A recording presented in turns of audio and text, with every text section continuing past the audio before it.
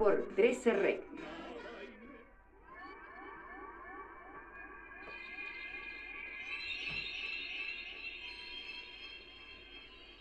En este panorama todo es posible.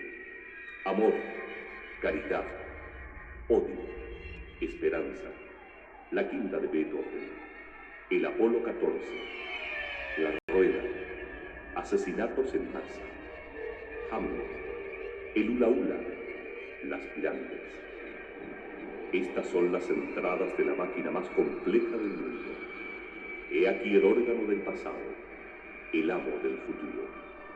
He aquí el más notable de todos los mundos, el almacén del conocimiento, la fuente de la creatividad, el soñador de sueños, el corazón y centro de la vida que cada uno de nosotros posee.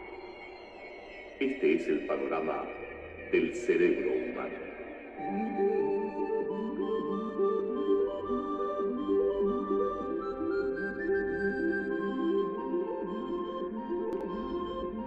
Universidad Católica de Chile Televisión presenta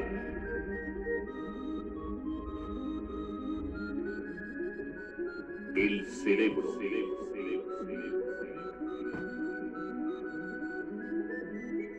Muy buenas noches. Los sentimientos y las emociones juegan un papel fundamental en la vida de toda persona. Amor, odio, tristeza, ansiedad, rabia y muchas otras están presentes a diario en nuestra existencia y muchas veces dirigen nuestro comportamiento.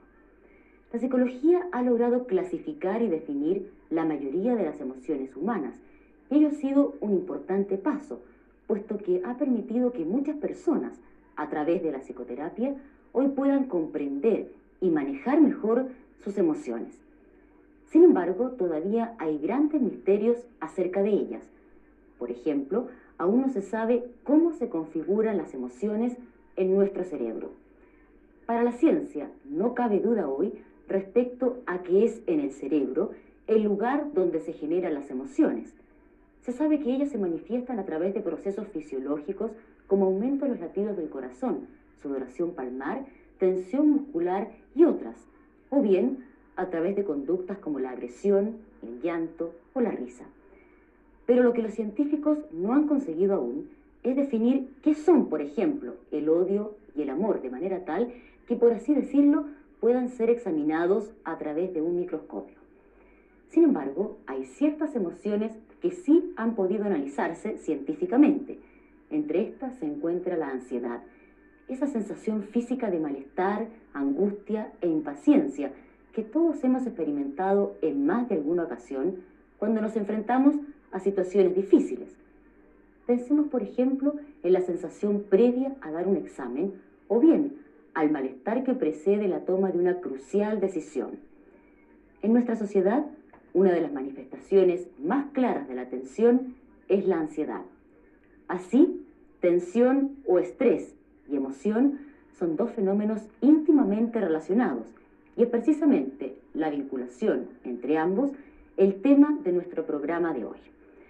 Nos acompañan en esta oportunidad dos profesionales especialistas en el tema con quienes conversaremos sobre los contenidos del reportaje de hoy. Ellos son el psiquiatra Sergio Gloger y el neurofisiólogo Fernando Lolas.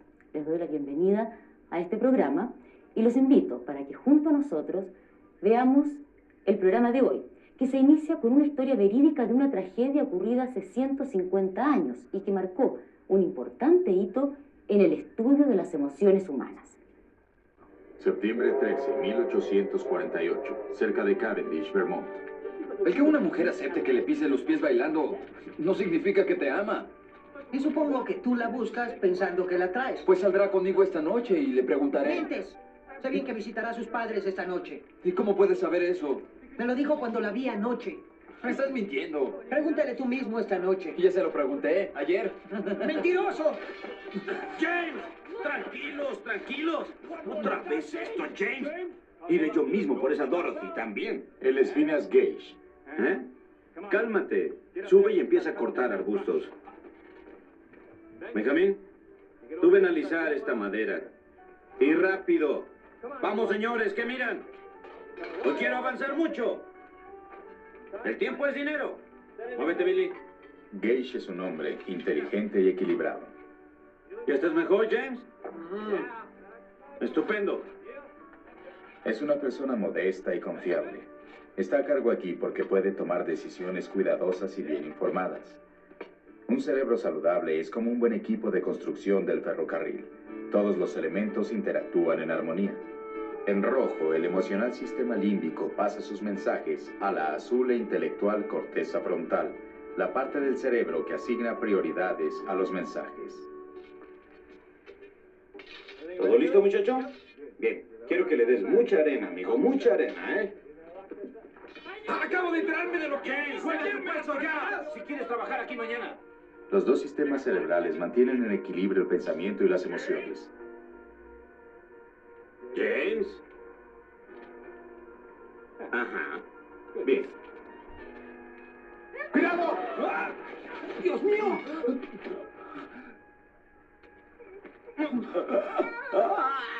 ¡Rápido! ¡Hay que llevarlo al pueblo! ¡Rápido!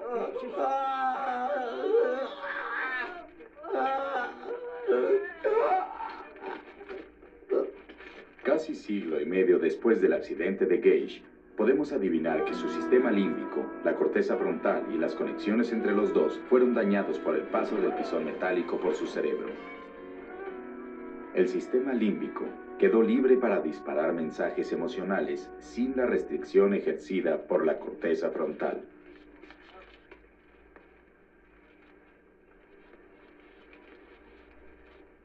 Pero ¿por qué Gage sentía tan poco dolor?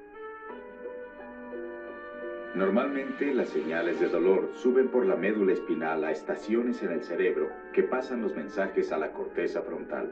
En el nivel microscópico de la red nerviosa, la información pasa de célula en célula. Es a través de este sistema que la señal de dolor llega a la corteza frontal.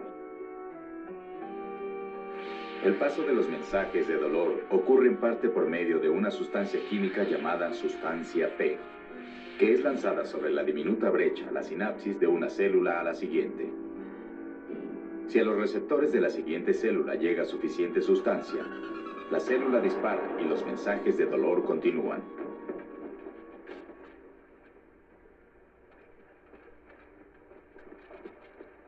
A menudo, cuando hay dolor o tensión, se liberan endorfinas.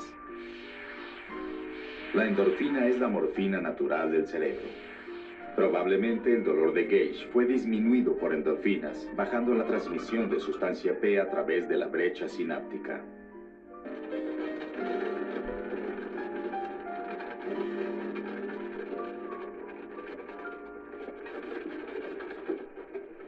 El gran interés de la ciencia por Phineas Gage se debió a la manera en que la separación de la corteza frontal de su sistema límbico cambió por completo su conducta y carácter.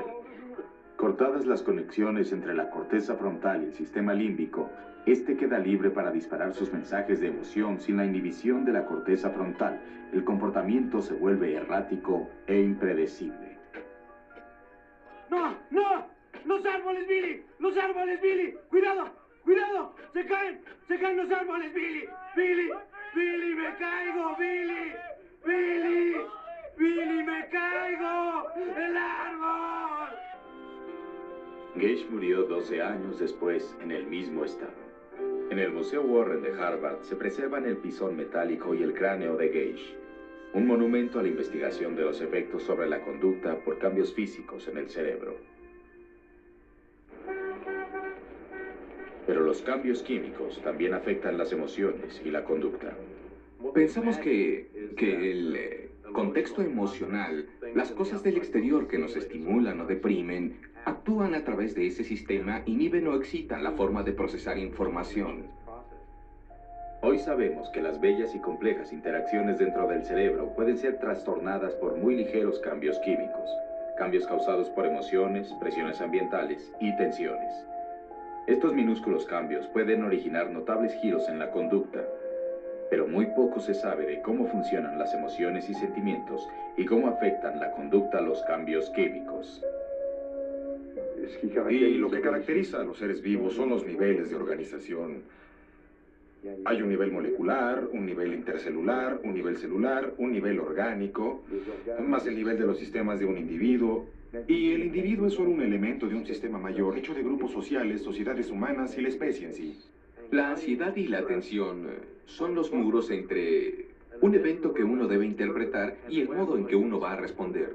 El estímulo de la tensión realmente no hace o no produce una reacción cualitativamente diferente en el cerebro. Lo que hace es cambiar la cantidad y balance de las respuestas que normalmente se dan.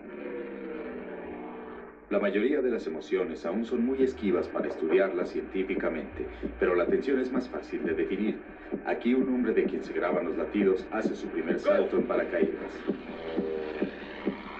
Bajo la tensión su corazón se acelera, su presión sanguínea sube, su sistema nervioso central aumenta la actividad. Sustancias químicas en el cerebro desaceleran las funciones físicas no esenciales. Por la repentina confusión, innecesariamente abre su paracaídas de emergencia. La corriente de mensajes desde su sistema límbico abruma a su corteza frontal, convirtiendo casi un exitoso primer salto en una tragedia.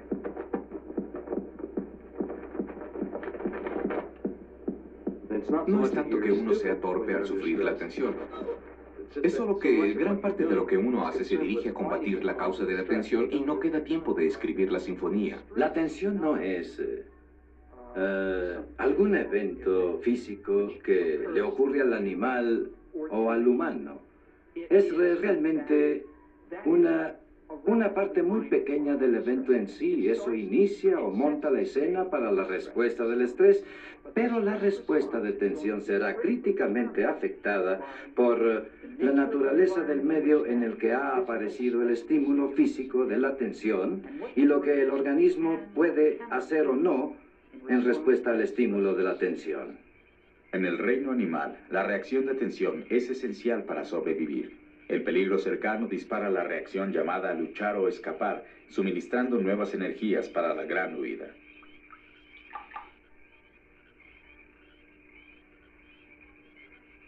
Ante la tensión, el hipotálamo libera un neurotransmisor, el cual hace que las glándulas pituitaria y las suprarrenales y el locus ceruleus suelten las sustancias que mantienen al organismo en constante estado de exaltación.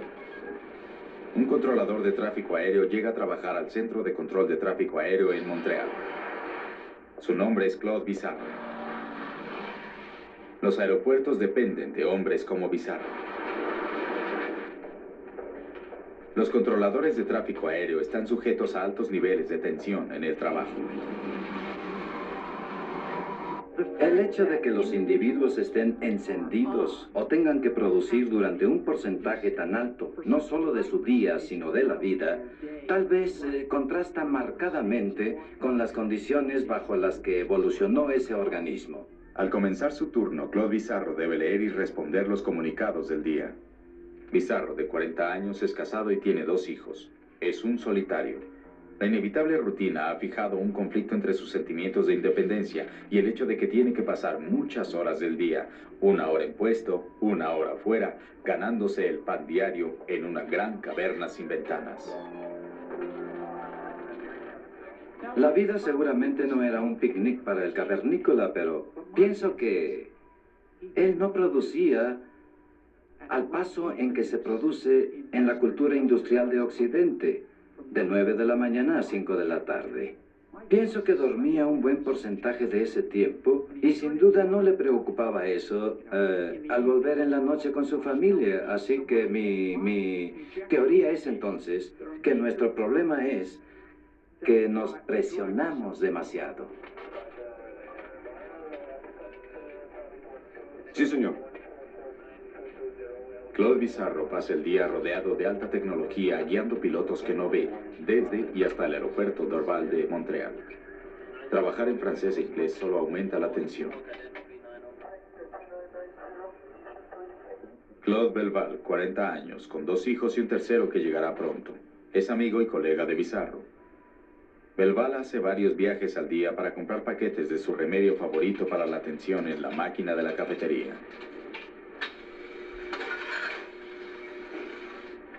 La cocina está iluminada, es agradable. Y al volver aquí hay oscuridad y se trabaja con pantallas oscuras y es algo aburrido ver el convertidor, el radar girando y girando, y en especial cuando no hay mucho tráfico. Pero hasta en los momentos más aburridos siempre hay el temor de perder la pista de uno de los aviones que brilla en la pantalla. 1242 Montreal, ¿me oye ahora?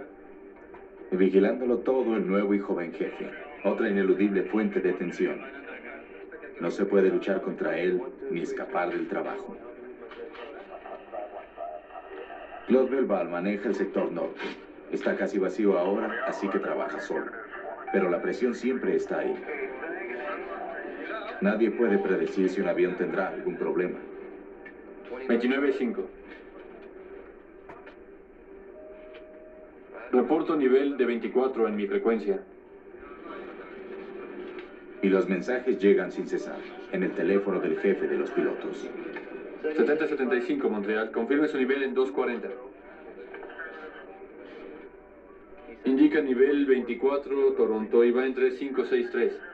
Quisiera referirlo a 3S345. Entendido.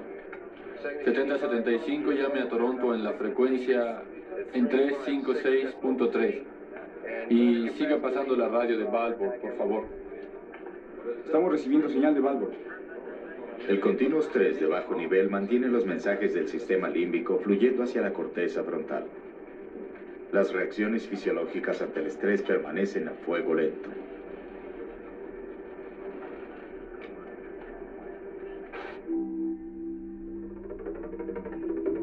En la selva es simple: comer o ser comido. Y si se tiene la suerte de no ser la cena de alguien más, pronto se consume la energía desatada por el luchar o escapar. Pero en la sociedad contemporánea, esto es más complicado. La comida cuesta. La gente se aferra a un trabajo para tener con qué comprarla. Los simples mensajes de lucha o escape del sistema límbico constantemente son pisoteados por la corteza frontal culturalmente más consciente, y se acumula la ansiedad. La ansiedad y la tensión podrían considerarse como filtros que ayudan a interactuar con el mundo para conseguir del mundo los estímulos que dan lugar a emociones. Experimentos con ratas demuestran que las circunstancias cambiantes alteran el impacto de la tensión, y este conocimiento le ha ayudado a muchas víctimas humanas. Esto es un experimento que ilustra los efectos del control en una situación de tensión. Aquí tenemos dos animales. Uno puede controlar el estímulo de tensión causado a su cola, y un segundo animal recibirá exactamente el mismo estímulo. El estímulo ocurrirá cada 60 segundos a no ser que el animal que sí tendrá control haga girar la rueda al frente de su jaula. Si hace girar la rueda, el estímulo terminará inmediatamente. Por lo tanto, este animal tiene control sobre ese estímulo. El animal que está en la jaula a su lado recibe exactamente el mismo estímulo de tensión, pero este no puede ejercer ningún control. Este espécimen recibe el estímulo al azar dependiendo del comportamiento que tenga. Y lo que se estudia con este experimento son las diferencias neuroquímicas y fisiológicas que ocurren en los animales, pues uno ejerce control y en cambio el otro no hace nada. Ya hemos establecido bien que el animal sin control sobre el estímulo de tensión, sin duda alguna, corre un mayor riesgo de tener lesiones estomacales o úlceras que el animal que tiene control.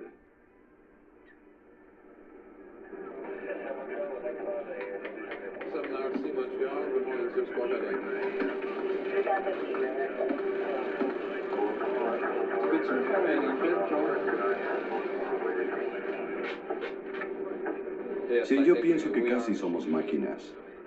La máquina que opera a la otra máquina. Nuestra parte pensante tiene que poder controlar la parte emocional del cerebro, pero esta parte tiene que estar presente para que sea humano, que la decisión sea de humanos y no algo hecho por la maquinaria del cerebro sin saber y sin conciencia. Otro factor muy importante en una situación de tensión es qué tan pronosticable es. El animal que puede predecir un hecho desarrolla mucho menos patología y las reacciones adversas son mucho menores, digamos, que el animal que nunca predice.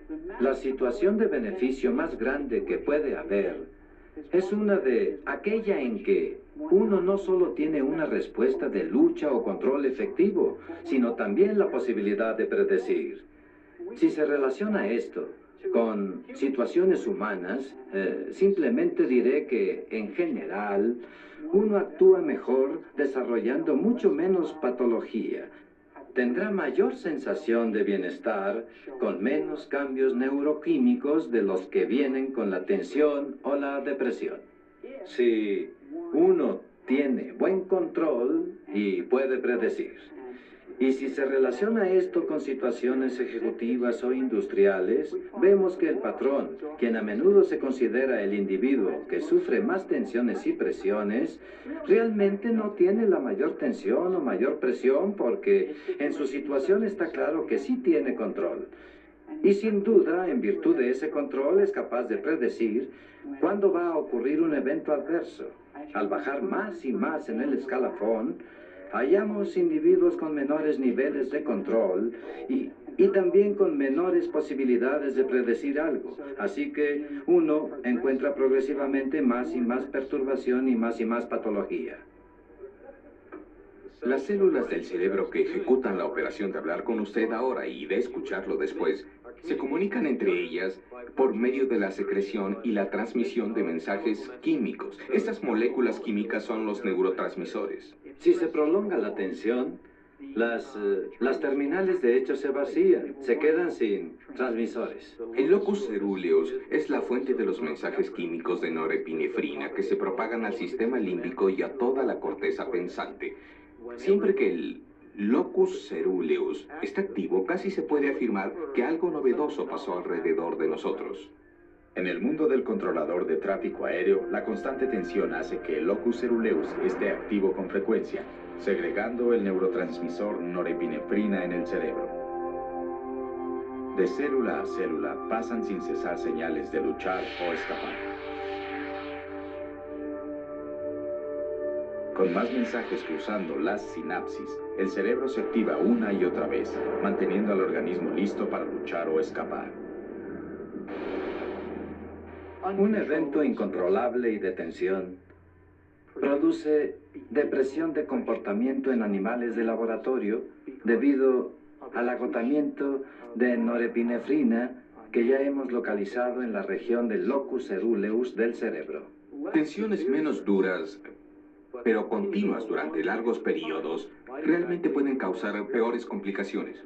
Gary llama a Toronto. Tengo problemas del estómago. Tal vez no son úlceras, pero tengo a menudo gastritis y a veces mi estómago falla. Estas son sin duda las respuestas fisiológicas que conducen a males cardíacos, úlceras y cáncer. Se llega a un punto, bajo esa clase de tensión tan prolongada, en que los mecanismos reguladores normales ya no pueden manejar las demandas que uno impone. Si la tensión se prolonga, si el cerebro no halla el modo de renovarse, la adaptación inicial del organismo puede ser seguida de agotamiento, enfermedad e incluso la muerte. En esta primera parte del programa empezamos a comprender mejor qué son nuestras emociones. Y en la conversación con nuestros invitados vamos a poder aclarar más aspectos sobre ellas. Por ejemplo, doctor Lolas, aunque se nos empieza a explicar aquí qué son las emociones, no queda muy claro cuál es la función que ellas desempeñan en la vida de toda persona. Las emociones, en realidad, como ha estado repetidamente mostrado en esta película, tienen una dimensión subjetiva, una dimensión conductual y una dimensión fisiológica. Preguntar por la función de la emoción es preguntar por la función de cada uno de estos aspectos. Parece evidente que, por ejemplo, desde el punto de vista conductual, las emociones han jugado algún papel evolutivo, biológico. La misma expresión conductual de agresividad, por ejemplo, debe haber servido en algún momento como mecanismo de apaciguamiento de algún contrario o incluso para ahuyentar a los enemigos. Desde el punto de vista fisiológico se ha especulado también qué finalidad puede cumplir el preparar al organismo para la huida o la lucha, como decían los fisiólogos antiguos. Y desde el punto de vista subjetivo es muy interesante pensar que tal vez el lenguaje de las emociones tiene para cada uno de nosotros un rol de automostración. En realidad sabemos cómo somos a través de contarnos qué estamos sintiendo. cuáles son nuestras emociones. Exactamente. Yo diría que esas son, como dicho en forma muy simple, ¿no?, las tres funciones que le veo a los tres componentes de la emoción. Eso se aplicaría a cualquier emoción. En este caso en particular se ha centrado en una emoción particularmente penosa, diría yo me permitiría llamarla negativa, y tal vez el doctor Glover podría ilustrarnos más acerca de esta emoción en particular, cómo ve él el uso o la función biológica. De la ansiedad. ¿Qué nos puede decir al respecto, Sergio? ¿Tiene alguna función adaptativa importante para el organismo o solamente tiene un papel, entre comillas, negativo para las personas que la sufren? Respecto al tema específico que es la angustia, se podría acotar lo siguiente. Tú insinuabas de que el hecho de que se muestren las emociones más bien de carácter negativo, pudiera no dejar claro que hay también una función positiva en cuanto a esta emoción desagradable, como explicaba el doctor Lolas, que es la angustia. ¿Angustia y ansiedad se pueden hacer sinónimos? Se pueden hacer sinónimos. Existiría la posibilidad de diferenciarlas en el sentido de la angustia ser algo más agudo y la ansiedad algo más prolongado en el tiempo. Sin embargo, en el lenguaje habitual uno las puede usar indistintamente. Yo creo que no hay duda que la emoción ansiedad, a pesar de su carácter desagradable, tiene una función claramente positiva y adaptativa. Eso se ve con cierta claridad en el film en términos de los animales y quizás con menos claridad en términos de los humanos, porque se muestran los aspectos más bien negativos. Yo creo que no hay duda de que en la medida que nosotros, ante la sensación de demanda externa, de riesgo, que en el caso de la especie humana, por supuesto, no es solo el ser devorado, por ejemplo, sino que tenemos muchas otras exigencias importantes, toda esta movilización de la fisiología y toda esta sensación puede ser entendida como una señal que nuestro organismo nos da con el fin de que funcionemos mejor. Todo nuestro organismo, tanto fisiológico como psicológicamente, se prepara y funciona mejor por esta activación. Por lo tanto, sin duda, es una emoción que, a pesar de ser desagradable, insisto, nos ayuda. ¿Y en qué ejemplo lo podríamos explicar como para todo nuestro público? Bueno, yo creo que los ejemplos son innumerables. Estamos sometidos a diario en la vida moderna a múltiples exigencias y sentimos muchas veces esas sensaciones de cosquilleo en la boca del estómago o la sensación de tensión muscular frente a algún examen, frente a cualquier situación en la que debemos rendir, ya sea en la vida familiar, en la vida de trabajo. Y como decimos muchas veces imperceptiblemente, nos ayuda a saber que tenemos que responder adecuadamente.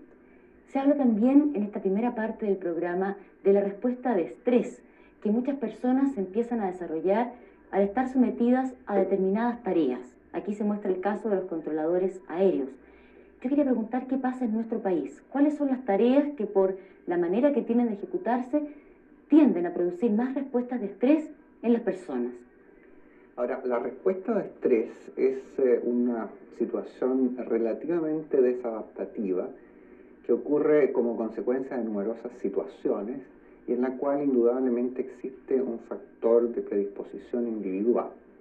Ahora, hay que tener presente que así como hablamos de la ansiedad y hablamos de su correlativo conductual, tal vez a nivel de la conducta, que es el estrés, hay que tener presente que un cierto grado de estrés, como acabamos de conversar, es necesariamente asociado a un rendimiento apropiado. De hecho, es una ley de la psicología del año 1908, la famosa ley de Yerkes y Dodson, que establecía justamente un cierto grado de tensión o estrés es necesario para el rendimiento óptimo. Yo diría que llevan a una respuesta de estrés, a una respuesta desadaptativa, todas aquellas condiciones en las cuales se produce un desbalance, una pérdida de regulación, en fisiología decimos homeostasis, entre el organismo y su ambiente.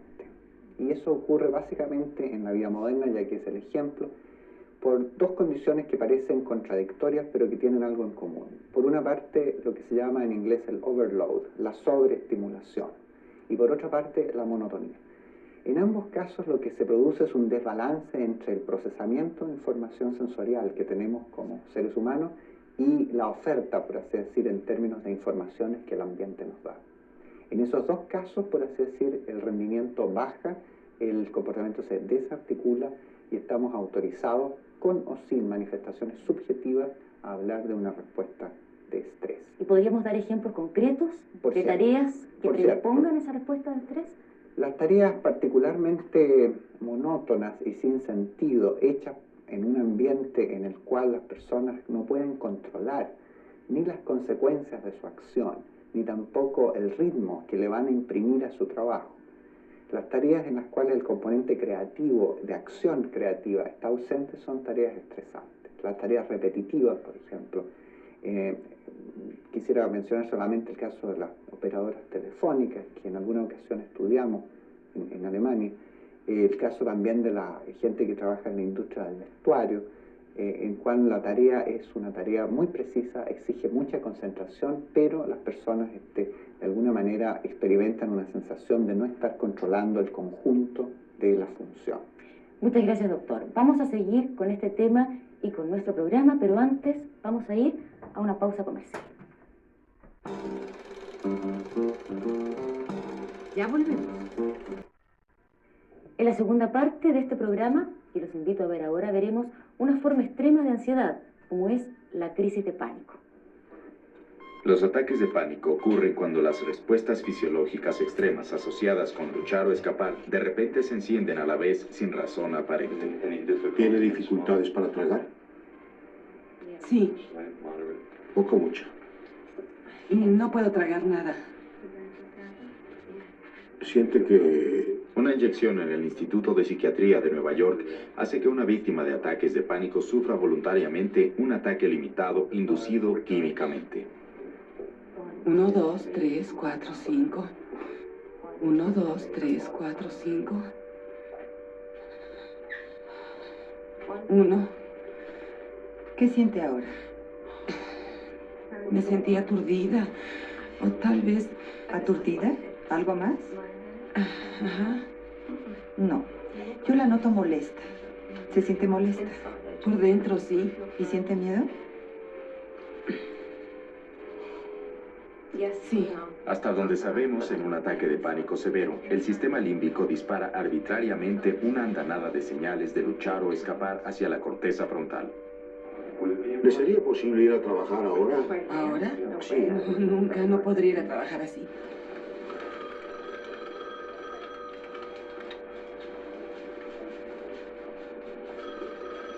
Anne Renault es víctima de ataques de pánico recurrentes.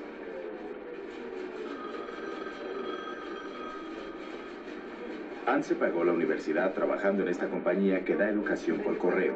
Ahora es una traductora graduada, pero sus ataques se volvieron tan intensos durante su último año de universidad que se vio obligada a buscar ayuda médica. Estos son los resultados. Sí, está bien así. Es 1, 2, 3... ¿Necesita alguna prueba más? No, por ahora. El tratamiento de Anne con drogas disminuyó grandemente la intensidad de su pánico, pero todavía sufre frecuentes ataques ligeros. Tal vez no se trate de eso. Tal vez sabe algo de aquí. Haré un intento. La paciente experimenta estos espontáneos ataques de pánico que son como estallidos impredecibles y recurrentes de terror. ¿Cuándo fue la primera vez que tuvo uno de estos ataques? Fue hace como 3 o 4 años, en la cena del Día de Gracias. Yo, de repente, tuve el presentimiento de que moriría. Y pensamos que es una masiva y abrupta descarga del sistema nervioso autónomo. Y los síntomas de eso son latidos violentos, sudor, temblores, debilidad, la garganta parece cerrarse, tensión en los músculos. Mi corazón latía con violencia. Algunos se sienten aturdidos y muchos sienten como que están un poco aislados o no son reales. Pronto Anne dejará la droga que le ayuda a bloquear los ataques fuertes. Lo que se espera es que la inhibición química temporal le haya enseñado al cerebro a resistir los ataques de pánico sin drogas. Bien, regresa ya es esta línea otra vez. ¿Cuál es? ¿Esta la de arriba? Sí, con precio, primer pago y... Bien, pon los ceros y el crédito. Solo 00, guión no. 00, guión 00. Está bien. Pero Anne sigue con las mismas presiones. Quisiera ser traductora. Quisiera dejar los medicamentos. Quisiera saber si ya nunca volverá a sentir un ataque de pánico fuerte. La persona suele sentir que está a punto de perder el control. ¿Enloquecerá o morirá? Tenía que salir, tenía que hacer algo. No podía seguir ahí. Creí que iba a gritar y nunca me callaría.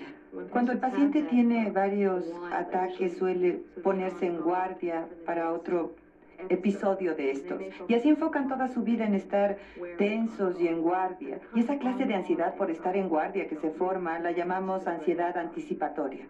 Incluso con su tratamiento en el Hospital St. Mary de Montreal, Anne tiene que vivir con fobias que limitan su vida severamente. Por supuesto, le temo al ataque de pánico en sí mismo y además hay el temor de averiguar que una es la única que está experimentando esto y la verdad, parece que hay de un 2 a 4% de población afligida por estos problemas. Si el paciente ha tenido frecuente ansiedad anticipatoria y los ataques continúan a menudo, adoptan una tercera estrategia que es evitar las cosas que puedan causar ataques o situaciones donde sería difícil manejar un ataque. Anne intenta superar sus fobias, pero aún evita las multitudes, el metro e incluso el ascensor cuando va a su consulta semanal. ¿Ha tenido algún ataque de pánico espontáneo esta semana? No. Ajá. Pero tuvo varios menores, ¿eh? Sí. Así que hubo ataques menores. ¿Qué tan fuertes? En una escala de 0 a 10, bueno, 3. ¿Y como cuánto duraron? No mucho. No sé, como 1 o 2 minutos. ¿Sintió alguna ansiedad anticipatoria esta semana? No, creo que no. ¿Algún ataque en situaciones? No, porque no tuve situaciones. ¿Las ha evitado? Sí. Le daremos un benzodiazepano o Valium, que es muy bueno para su ansiedad anticipatoria, así que con el pánico bloqueado, aún quedan las preocupaciones acerca de salir a hacer cosas. Así que usamos esto durante un periodo corto y ayudarle a entrar en situaciones y demostrarse que no habrá pánico. Aun cuando dice que no tiene que usar el metro, ¿cree que queda un elemento de temor ahí? La verdad, creo que no es temor. ¿Y si tuviera que ir en metro? Creo que caminaría. Mejor caminaría. Su primer día sin medicamentos. Anne aprende técnicas de relajamiento que le ayudarán a evitar los ataques severos. Tense este músculo. Ténselo más. Ahora relájelo. ¿Ve cómo cae?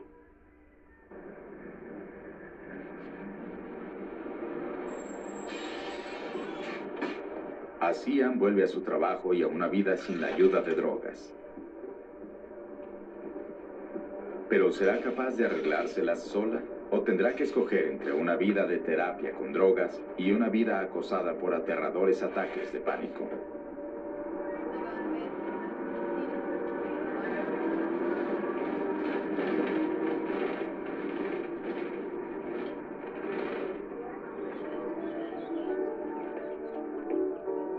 Las posibilidades de Anne mejoran porque usa el ejercicio para relajarse.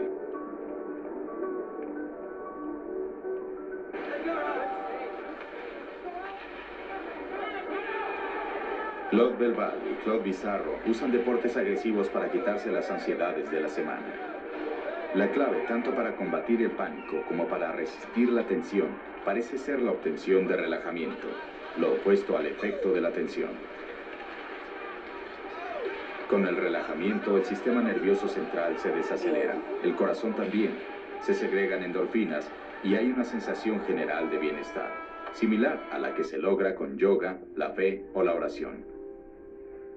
Nuestra comprensión de cómo se ve afectada la conducta por cambios al cerebro ha avanzado mucho desde Phineas Gage. Pero ahora los cambios físicos del cerebro pueden tomar la forma de la sutil y controlada cirugía para alterar la conducta. Y el riesgo de un control del pensamiento, ingenierías de la personalidad y pérdida de libertad debe aceptarse. Todo avance tiene el potencial de ser mal usado de algún modo diabólico para controlar. Pero por otro lado tienen una posibilidad igual o tal vez mayor de ser usados para el bien. Solo comprendiendo los principios apropiados que hacen cambiar nuestra respuesta a lo que nos rodea, podremos poseer la sabiduría para protegernos siempre. En esta segunda parte del programa acabamos de conocer básicamente en qué consisten las llamadas crisis de pánico, que en nuestro país afectan a aproximadamente 360.000 personas. Sobre este tema empezaremos a conversar con nuestros invitados del programa. Doctor Gloger, usted ha trabajado bastante con lo que son los ataques o crisis de pánico. Aquí en el programa se nos ha dicho básicamente en qué consisten ellas, pero lo que no queda muy claro es cómo experimenta la vida una persona que sufre un ataque de pánico. Sí, a pesar de que queda claro en el programa de que la angustia de pánico es una forma más severa de ansiedad, no queda del todo claro que no se trata de tener solo más angustia como se podría pensar. La gente que ha experimentado estas crisis sabe claramente que tener un ataque de pánico es una experiencia absolutamente inhabitual, que sobrepasa la capacidad de sentirse en control de la situación. Y esto es precisamente, yo diría, lo que le da el nombre al trastorno. La sensación de pánico viene fundamentalmente de dos aspectos que en una sección anterior del programa se ejemplifican bien con las experiencias en ratas. Por una parte, la sensación ya descrita de descontrol. Es una experiencia que va más allá de nuestros recursos habituales de controlar la situación. Esto es lo que provoca en las personas la sensación de muerte inminente muchas veces. Y lo segundo es la impredictibilidad. O sea, la gente no sabe que va a tener una nueva crisis de pánico, ni cuándo va a sobrevenir, y viene toda esta secuencia bien descrita de la sensación de angustia de anticipación, o sea, la idea de que podría sobrevenir una nueva crisis sin saber cuándo va a suceder, y por otra parte, la aparición de conductas que tienden a evitar nuevas crisis asociándolos con situaciones o lugares especiales. La gente típicamente, por ejemplo, evita salir solo, necesita compañía, estar en lugares concurridos, y muchas personas, más allá del ejemplo mostrado en esta película, quedan absolutamente incapacitados, no pueden trabajar, y hemos tenido individuos por 15 o 20 años constreñidos a su hogar, que afortunadamente con tratamientos habituales se los puede ayudar. ¿Cuáles serían las causas biológicas y psicológicas que estarían detrás de las crisis de pánico? Bien, con la investigación de la última década ha quedado bastante claro de que hay una raigambre biológica importante en esta forma de angustia. ¿Un poco hereditaria? No se puede decir que sea hereditaria, por supuesto que participan todos los factores que participan en cualquier patología, lo ambiental y familiar, lo biológico, lo hereditario y también las circunstancias de la vida. Se ha visto recientemente, eso sí, como yo decía antes, que el factor biológico tiene un peso importante, ya que se ha podido demostrar que hay una zona específica cerebral que, a pesar de que un individuo esté en ese momento sin crisis de pánico, tiene un mayor metabolismo que el habitual, y eso lo diferencia de población normal. Esto nos habla de que hay una cierta predisposición biológica que no se puede desconocer. Sin embargo, las historias de las personas afectadas de pánico son bastante características. La mayoría ha tenido desde su infancia algún problema importante de pérdida o separación. Y esto es un concepto interesante. El concepto de angustia de separación pareciera ser el que está más ligado a la posible producción en la vida adulta de crisis de pánico. Volviendo al concepto que tocábamos en la primera parte, en el sentido del sentido adaptativo de la angustia, yo diría que incluso esta forma de angustia tan severa y tan incapacitante se puede decir que tiene un sentido adaptativo. Hay teóricos que han propuesto lo siguiente. Un niño recién nacido, nosotros podemos observar que no solamente llora, sino que está desesperado. Y la forma en que se calma es simplemente teniendo la cercanía humana, con que alguien lo toque, lo acaricie, se sienta protegido. Este mecanismo es muy necesario en la primera infancia, dado que nuestra especie es muy vulnerable. Si un bebé es abandonado en las primeras etapas de su vida, seguramente va a desaparecer, y esto tendría un sentido desadaptativo para la especie. Cuando ya el niño es capaz de valerse por sí mismo, este mecanismo, que puede ser entendido como una señal de alarma para ser protegido, empieza a desaparecer, el umbral sube. Y podríamos entender el fenómeno del pánico en la vida adulta como una desregulación de un termostato, que estuvo regulado en un nivel en la infancia primaria y se regula en la vida adulta solamente para situaciones de gran peligro. En ciertas personas, en las que se suman probablemente un factor biológico más su experiencia de vida, y más sucesos que ha tenido en el periodo reciente, aparecen estas crisis como una manifestación, diría yo, de desregulación de este supuesto, entre comillas, termostato. Bueno, y hay una duda que por supuesto las personas que sufren esto y sus familiares, porque también esto afecta al ambiente familiar, porque muchas veces no se entiende qué es lo que le ocurre a la persona. La gran pregunta entonces es saber si estas crisis de pánico pueden llegar a solucionarse totalmente y a través de qué manera. Sí, yo diría que una de las principales objeciones que haría al programa se refiere al tratamiento y los resultados del tratamiento en nuestra experiencia. Nosotros tenemos